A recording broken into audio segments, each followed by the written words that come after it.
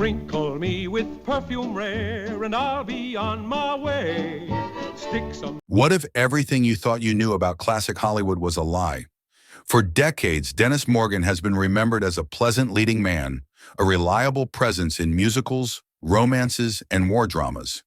But what if that's only part of the story? What if the studios, the gossip columnists, and the history books deliberately pushed him to the margins? After all, here was a man once considered for Casablanca, a man who rivaled Errol Flynn at Warner Brothers, and was at one point the highest paid actor on the lot. Yet today his name is barely mentioned alongside the so-called legends of the Golden Age. Was there a conspiracy to erase him from Hollywood history?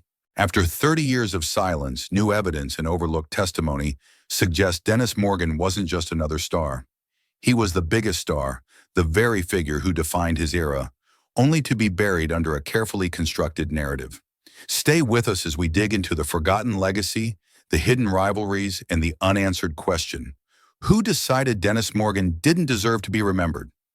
If you are a fan of Dennis Morgan, then don't forget to subscribe to our channel. Dennis Morgan, born Earl Stanley Morner on December 20th, 1908 in Prentice, Wisconsin, grew up far from the glamour of Hollywood. His roots were in the quiet Midwest, where he was raised in a close-knit family with modest values. Life in rural Wisconsin offered simplicity and stability, shaping him into a person whose grounded nature would later set him apart in the often turbulent world of show business. From an early age, Morgan showed a deep love for music. His voice became his first artistic instrument, and he pursued formal training that would eventually serve as his gateway into the entertainment industry. Before film roles ever came his way, Morgan's career began in the world of opera.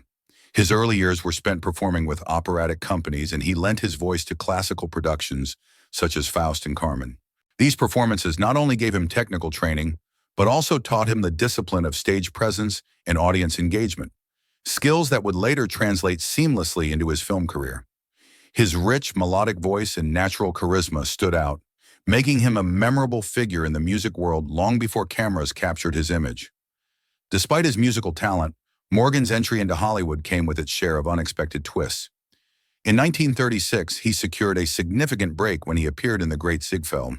Although the opportunity seemed like the perfect way to introduce his singing voice to audiences, the studio made the unusual decision to dub his performance with the voice of Alan Jones.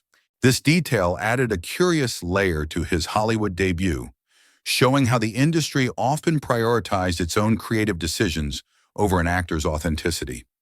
Still, the role marked Morgan's official step into motion pictures and gave him the platform to build a screen career that would soon flourish.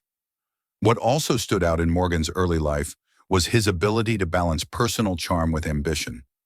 Unlike many rising stars of his generation, he did not rely solely on Hollywood's promises of fame. He brought with him a strong sense of self, rooted in his upbringing and musical foundation. This grounding, combined with his striking looks and smooth singing voice, made him a natural fit for studios looking for versatile talent. By the time he moved firmly into film acting, Morgan had already built the artistic discipline of a performer who understood both the rigors of live performance and the demands of screen work.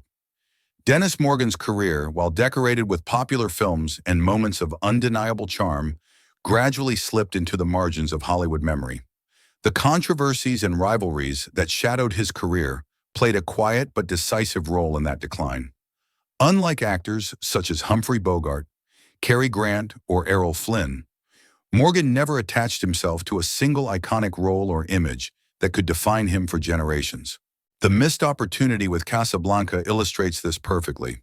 By declining the role of Rick Blaine, he ceded the chance to star in a film that became not only a cinematic milestone, but also a cultural landmark. While Bogart was immortalized, Morgan's choice to appear in the lighter, less enduring Thank Your Lucky Stars limited the reach of his legacy. What might have been a defining role became instead a forgotten detour, and with time, this absence of a singular career-defining moment contributed to his fading visibility. His frustration with the studio system also fed into this gradual obscurity. Warner Brothers frequently typecast him as the amiable leading man in romances, comedies, and musicals. Though he excelled in these roles, the lack of challenging parts left critics and audiences with a one-dimensional image of him. In an era when stars like James Cagney and Bette Davis fought publicly with studios to expand their range, Morgan remained less combative. This restraint meant fewer headlines, less controversy in the tabloids, and ultimately less of the mythology that often keeps stars alive in the public imagination.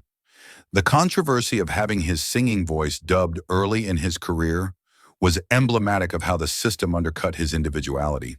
Hollywood rarely marketed him as a true triple threat, even though he had the talent. His personal choices also contributed to his quieter legacy. His loyalty to Errol Flynn showed his devotion as a friend, but Flynn's chaotic reputation sometimes tainted those around him. Morgan's association with Flynn kept his name alive in gossip circles, but not in ways that highlighted his own artistry. At the same time, his decision to divert energy into business ventures gave him financial stability, but reduced his visibility as Hollywood evolved.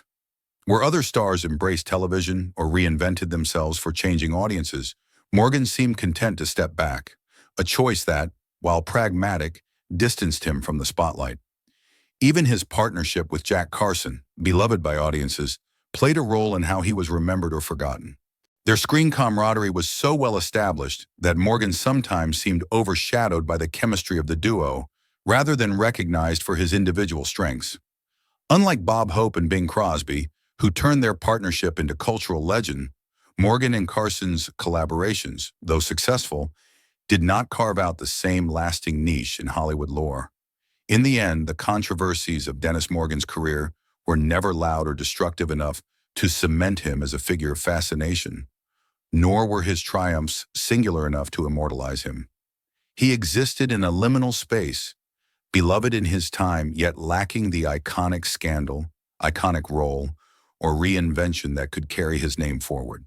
These factors combined to ensure that, despite his popularity during the Golden Age, he slowly became one of the forgotten men of classic Hollywood, a star who shone brightly but left behind only a gentle glow rather than a blazing legend.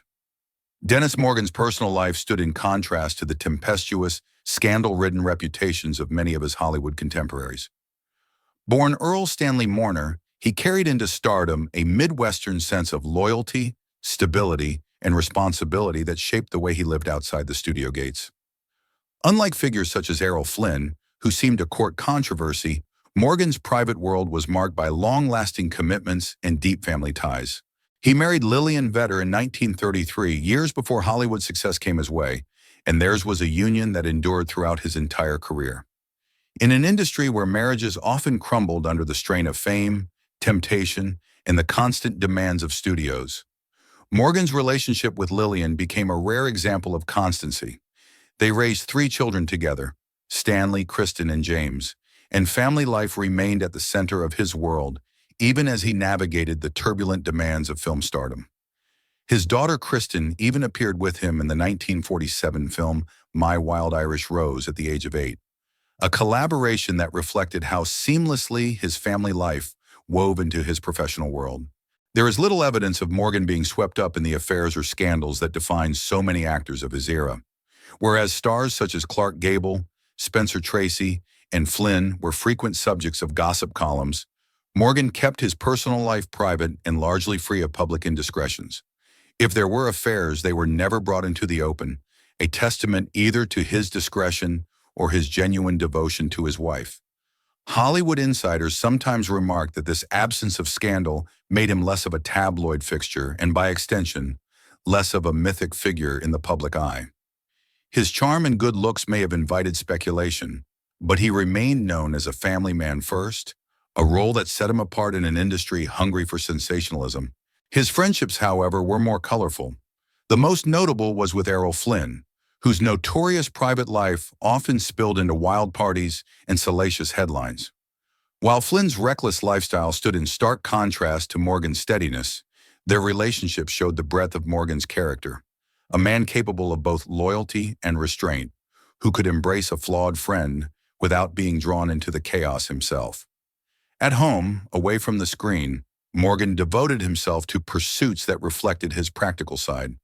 His investments and business ventures gave him financial security, which allowed him to provide for his family without succumbing to the desperation that plagued some actors after their stardom waned. This pragmatism was another defining feature of his personal life, one that underscored his sense of responsibility as a husband and father. In truth, Dennis Morgan's personal life lacked the turbulence that often fuels Hollywood legend, but it was this very stability that defined him as a man. His marriage to Lillian stood as a quiet rebuke to the cynicism of Hollywood unions. His family became an extension of his work, and his friendships revealed both loyalty and compassion. Far from the scandals and affairs that dominated the headlines of his peers, Morgan chose a life rooted in devotion and constancy, qualities that may have kept him out of the gossip pages, but that left behind a legacy of integrity both on and off the screen. Throughout his career, Dennis Morgan earned recognition and acclaim, though his achievements were often overshadowed by the larger-than-life reputations of some of his peers. His charm, good looks, and versatility made him a reliable leading man, and while he was not always showered with the highest honors of the industry, he nonetheless collected significant praise and respect both during his Hollywood prime and in the years that followed. One of the most notable associations with awards came through his work in Kitty Foyle, 1940, the romantic drama starring Ginger Rogers. The film itself became a landmark of its era, with Rogers winning the Academy Award for Best Actress for her performance. While the Oscar did not go to Morgan, his presence in the film was central to its success, and the acclaim it received elevated his own standing in Hollywood. In that sense, Kitty Foyle served as a breakthrough moment, positioning him as a bankable and respected actor whose performances contributed to award-winning cinema. His versatility also garnered critical praise in films like Christmas in Connecticut, 1945, where his light comedic timing complemented Barbara Stanwyck's performance and helped the film secure its reputation as one of Hollywood's most enduring holiday classics. Though the film was not a major awards contender, it became a cultural staple that ensured Morgan's work would be remembered in seasonal rotations on television and in later retrospectives of the era. Another performance that brought Morgan accolades was in God Is My Co-Pilot, 1945, a World War II drama based on Colonel Robert Lee Scott Jr.'s autobiography. The film, while overtly patriotic in tone, showcased Morgan's ability to balance heroism with sincerity. Critics of the time praised his work for embodying the courage and determination that audiences longed to see reflected during the war years. Similarly, his turn in the biographical musical My Wild Irish Rose in 1947, where he portrayed composer Chauncey Olcott, highlighted his natural affinity for music and stagecraft. His performance drew admiration for its warmth and authenticity, qualities that reaffirmed his place as one of Warner Brothers' most dependable stars. Morgan's career accolades were not limited to individual roles but extended to the commercial success and popularity he enjoyed at the height of his career. In the 1940s, he was counted among the highest-paid actors at Warner Brothers, a testament to his drawing power and the studio's recognition of his marketability. This financial achievement was in itself a form of acknowledgement, proof that audiences consistently responded to his films and that his work generated strong box office returns. Even as his career began to wane with the decline of the studio system, his contributions did not go unnoticed. He was remembered for his consistency, professionalism, and his ability to adapt across genres, romantic dramas, musicals, comedies, and wartime films. While he never claimed an Academy Award for himself, his body of work was filled with films that either won awards or became cultural touchstones, ensuring that his legacy endured beyond his time in the spotlight. Dennis Morgan and his wife Lillian raised 3 children, Stanley Morner Jr., Kristen, and Jim Morner. Unlike many Hollywood families where children often followed in their parents' footsteps, the Morgan children chose largely private lives, avoiding the spotlight that had once surrounded their father. Kristen briefly appeared in a film as a child when she acted alongside him in My Wild Irish Rose in 1947. But beyond that early experience, neither she nor her siblings pursued prominent entertainment careers. Their lives reflected the values Morgan instilled in them: privacy, family loyalty, and a sense of stability that stood in contrast to the volatility of Hollywood. Although Dennis Morgan passed away before modern Hollywood took shape, his influence remains quietly felt in the way actors view professionalism and humility within an industry often defined by excess.